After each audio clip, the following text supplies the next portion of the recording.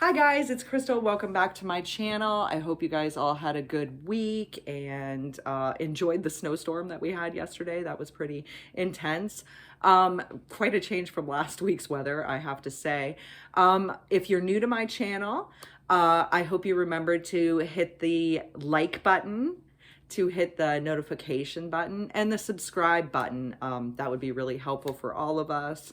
And please remember to leave comments, guys, about anything. It doesn't have to be a long thing, maybe just a theory that you guys thought about one of these cases. I actually do really like talking about this stuff, so it's always interesting for me to hear other people's perspective on things. If you do choose to leave a comment, please remember to be respectful. No hate on this channel at all. There's enough hate out in the world already, so let's just all try to get along and like each other for sure. I do also want to remind everybody that these videos are for educational or for entertainment purposes only. And if you want to share them, I'd be happy with that too. It's always nice to get more information out, especially on some of these cases where somebody is missing. And that's what we're going to talk about today. I would also just like to tell everybody that Yves Trudeau had a couple of nicknames. The main one was actually Apache. They actually addressed him that way in court, as Apache Trudeau. The reason why was he actually scalped one of his victims. So that was the name they gave him in the 70s. I believe he was also called the Mad Bomber, which made sense because he did like to bomb things. Today's case we're talking about is a woman named Mabel Crumback. She has actually been missing since 1950, so this is a 70-year-old case. If you guys do have any information, I will show you a picture. If you guys do have any information at all or know of anybody that do, you can contact the local police in your area. You can contact the RCMP if you want, or you can call Crime Stoppers. It's completely anonymous, so you never have to leave your name. This is a pretty old case though, so I'm not sure if any of us have any information, and it's very strange. Has to be one of Ontario's strangest disappearances. So Mabel Crumback was actually born in 1931, and the year she went missing, she was 19. I'm not sure of her exact birth date. It was not specified on any website that I visited or in any book that I looked into. I just know she was definitely born in 1931. She was the daughter of Sheldon and Helen Crumback, and they lived on Welland Street in Toronto. Or sorry, Willard Street in Toronto. It was like a cross section of a street, so it was Willard Street and St. John Street. Mabel was really into sports. She also was very church going. She was a religious girl. She sang in the choir at the St. John Baptist Church, and she also went to a lot of church functions. In the 50s, that was a big thing in the 40s and 50s, and that's where you met your social group. She also worked for a steel company in Eastern Steel Company, actually, in Toronto. And like I said, she was only 19 years old. She had two brothers that I know of. One's name was Bruce. Both of the boys were younger. I'm not sure how young Bruce was, but on this weekend in particular, he was not home. Helen and Sheldon were in Detroit at a family wedding, and she was looking after her little brother, Gary, and Gary was 8 years old when these events occurred. So on May 27th, Mabel and her boyfriend or fiance, his name was Jim Bryan, went out and they played tennis and just hung out, and he took her back home quite late actually for those times. He left her home at about 12:30 a.m. So this would be on May 28th.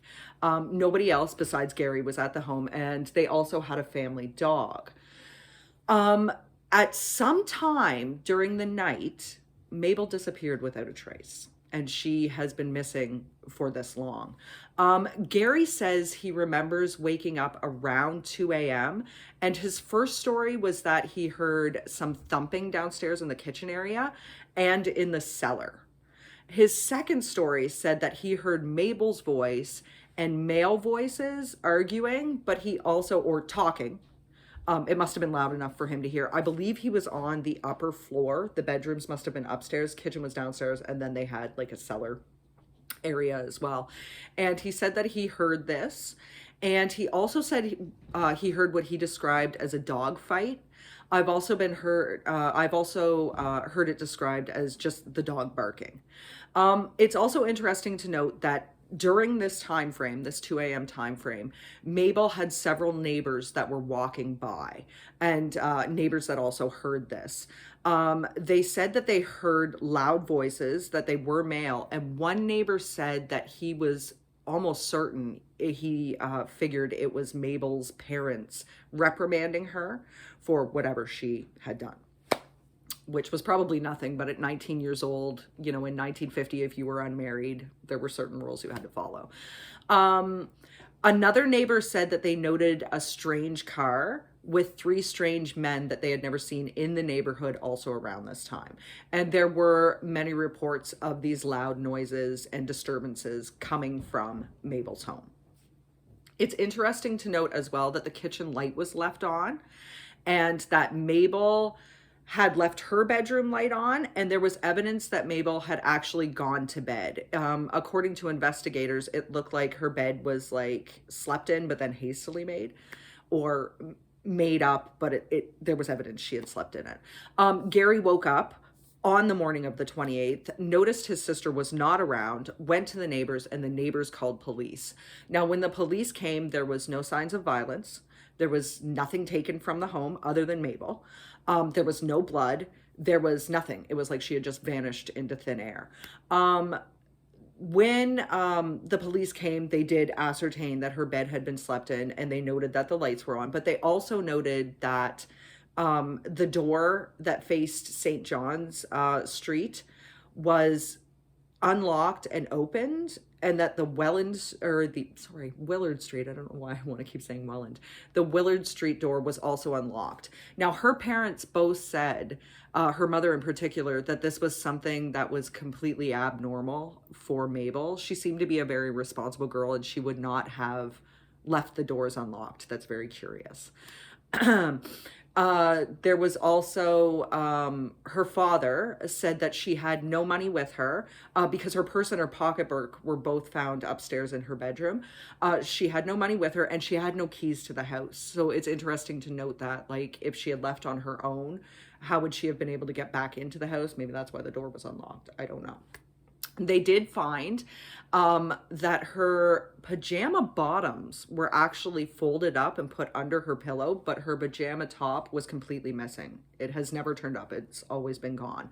She was dressed in a black and red plaid shirt, from what they noted, because these were the items they knew were taken from her bedroom. So it was a black and red plaid shirt, a blue pleated skirt, and interestingly enough, some black suede heels that she took with her. She never took a coat or a hat. I know you guys are thinking, well, it's May 28th, but it can still be kind of cold in Ontario at that point in time, especially at like 2 a.m. So, you know, she may have wanted to take a coat. It just seemed like a more hasty departure, or a departure that had to be fast. I don't know a whole lot about Jim Bryan, other than the fact that he had stayed there for a little bit at the house and had left at 12:30 in the morning of the 28th. He was supposed to come back for the family dinner, and that they would be having that night because her parents were coming back that day from from Detroit. They were coming back to Toronto from Detroit. Other than that, she was gone in thin air.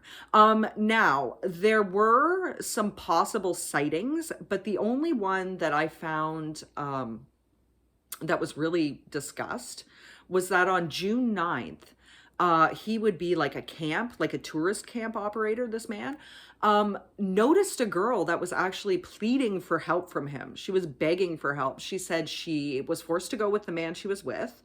She did not want to be with that man, and she looked like she was drugged to some extent, but she was begging him. She had bleached blonde hair. Now, Mabel herself had either very dark hair or black hair. She had dark brown eyes, and a very pale complexion. She was also about 5'1" and 100 pounds, according to her mom, give or take. So it's possible that this could have been Mabel in Ancaster. Ancaster's about an hour outside of Toronto, and that she was kidnapped by this strange man. This man was described as being about 6 foot, and he had like a hair lip, a noticeable cleft palate.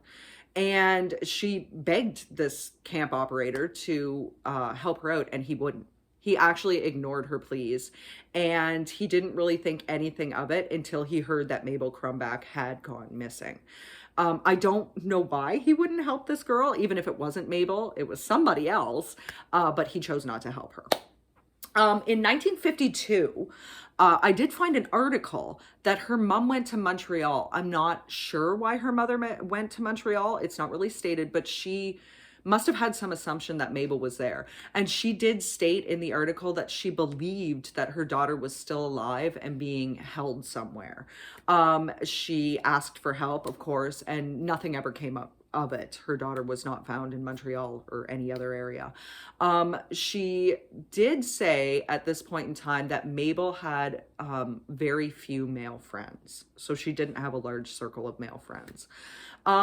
It's also interesting to note that at this point in time, both of her parents are definitely deceased.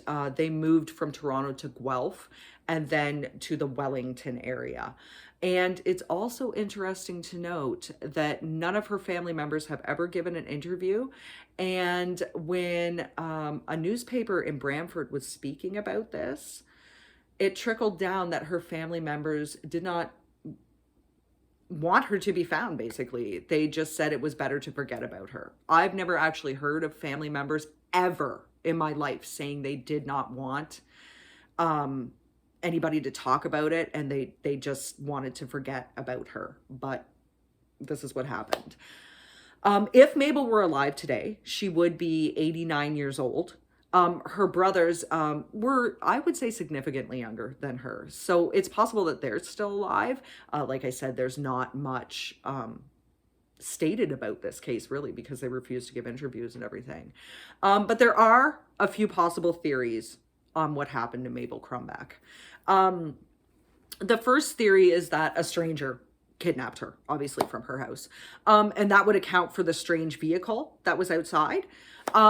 It could also possibly account for why Gary was left alone. Maybe they didn't know he was there, but there's too much about that theory that doesn't make sense. Like, if someone had came into your house, first of all, I would expect that the doors would be somewhat bashed in, especially since it seems like Mabel had gone to bed.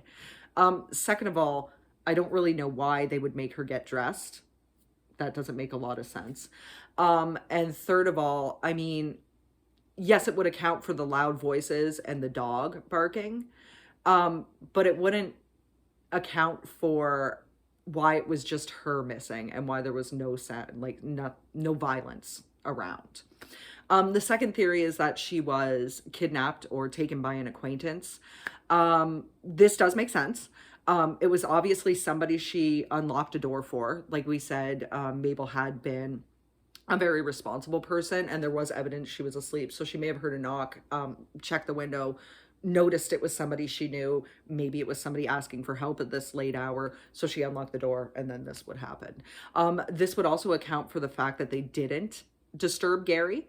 For the rest of the night after that 2 a.m. incident, he and the dog slept just fine. So there was nothing else. It could also be a reason to account for the fact that the neighbors also said when they heard these loud voices, they heard a scream. So maybe she wasn't expecting to be taken. It would also account for the fact that there was no robbery and no scenes of violence. It would be more than likely she would be more willing to go with these people, especially maybe they said, oh, Mabel, my car broke down, or, oh, Mabel, I don't know, in the 50s, I need your help with something. And she hurriedly got dressed and went with him. That would also account for the reason why her pajama top was still on her, or that she took it with her and got dressed rather hurriedly. The third theory is that it was Jim. I don't know too much about Jim Bryan. Like I said before, I literally could find nothing about this man, other than the fact that he was either Mabel's boyfriend or her fiance. Her mom said in the 1952 article that she was engaged to be married and was supposed to be married in 1951. So I'm assuming this is Jim. If it was Jim, maybe he came back for some kind of assignation later on at night, and she rebuffed him. She said no, and he got violent with her. Although this wouldn't account for why there was no blood splatter, unless he, throttled her. It would account for possibly why she was dressed the way she was. It could also account for why she didn't take her pocketbook with her. Maybe she and Jim went in a hurry. Maybe she ran away with Jim. If she did, though, how come nobody ever reported Jim missing? I don't know what his age was at this time either. I would assume they were probably fairly close in age. But, I mean, nobody's ever reported Jim missing. So I literally do not know. It would also account for why Gary was undisturbed. I mean, it is possible that he kidnapped her, or he got her to come with him and then she wasn't able to leave. The stranger theory, if she was kidnapped by a stranger, would also account for the girl that the camp operator heard begging for help, if that was Mabel. It doesn't make sense. There's too much about actually all three of these theories that doesn't make sense. It would be more fitting if it was an acquaintance, then I would say Jim or the stranger. It could also account for why she would have left both doors unlocked. If Jim or one of her friends, an acquaintance, asked her to come with them just to quickly help them, maybe she left the door unlocked because, like her parents said, she had no key. So she thought she was just coming back right quick, and it ended up some way else. The fourth theory is the most interesting theory to me, and it has been floated by more than just me. And that's that her parents did it. I can't see her mother actually doing it, with the fact that she went to Montreal and was looking for her and was adamant that her daughter was still alive. But I'm just saying that none of us are certain that her parents actually were in Detroit on this weekend. I mean, it was 1950. It's not really that easy to figure out. I don't know, maybe they had wedding pictures with them in it. I'm not sure. But it could account for the voices that the neighbor heard, because if you'll remember, one of the neighbors said that they thought it was her parents getting mad at her for something. It's possible. I mean, she came home at 12:30. That's fairly late for 1950, especially if you're a 19-year-old girl that lives at home, that's religious, and is there to look after your brother. Maybe her parents came home early and surprise, surprise, Mabel wasn't there and Gary had been left alone.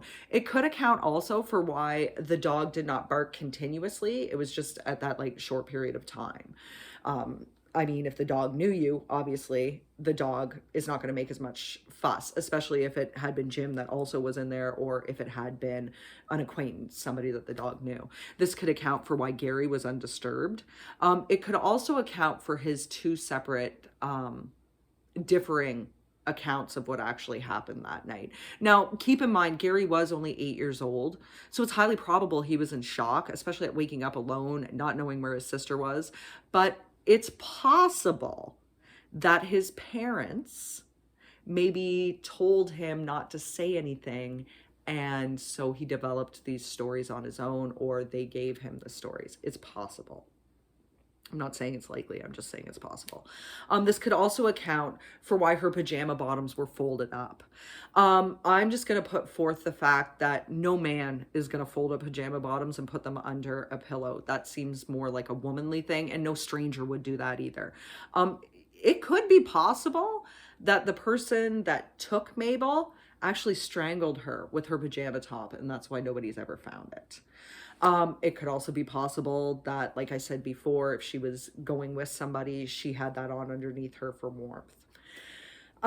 It could also account for why Gary heard the series of thumps from the kitchen into the cellar. Is it possible that they buried her in the cellar and that's why she was never found?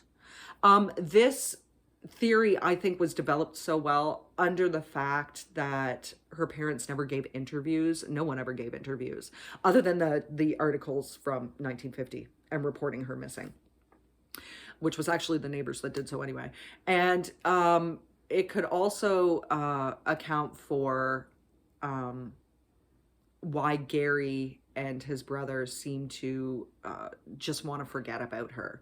Maybe they want to forget about the night in question. Maybe they didn't want further investigation into their parents. I mean, if it was Jim, maybe her parents really loved Jim so much they didn't want to get him in trouble. Maybe it was beyond the scope of their imagination that anybody they knew could have done this. I'm just going to bring up a picture of Mabel, so just give me 1 second.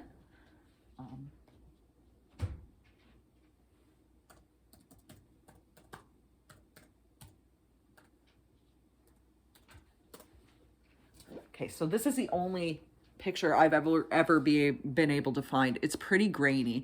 She was a very nice looking girl. Like I said, she was friendly within her church circle. So could it have been somebody from the church? Maybe spotted her, maybe wanted something more from her than she was going to give, especially if she was engaged or connected with Jim in that way. Maybe it was somebody that had always had their eye on her. I really don't think that the theory of a stranger kidnapping her makes a lot of sense. I really do think that the girl that was bleached blonde and was drugged and was begging for help from the camp tourist operator, I'm sorry, I just can't get over that he would not help her.